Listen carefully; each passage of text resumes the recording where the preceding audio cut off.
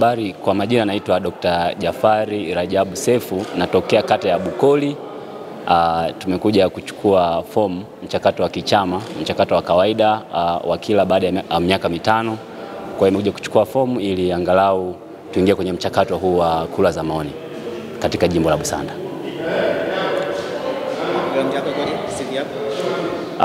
CV yangu ni ya kawaida, kwamba nina elimu ya kuweza kuwaongoza watu, kuongoza jamii, na elimu ya udaktari wa binadamu.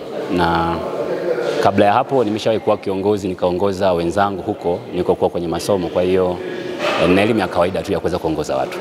Nini kimekupa hamasa kutaka kujitosa katika kugombea kwenye hamasa kwanza unaipata kutoka kwa mwenyekiti mwenyewe wa chama, championi mwenyewe Mama Samia Suluhu Hassan, kwa sababu ya kazi anazozifanya Samia Suluhu Hassan, na sisi tunamuunga mkono sasa huku, na amesisitiza sana vijana. Katibu mkuu akasisitiza vijana chukueni fomu. Kwa hiyo tunamuunga mkono Mheshimiwa Rais, tunachukua fomu tuingie kwenye mchakato wa kila baada ya miaka mitano wa mchujo, mchakato wa kura za maoni, then tutazidi kuongea. Baada ya hayo tutaongea mengi zaidi.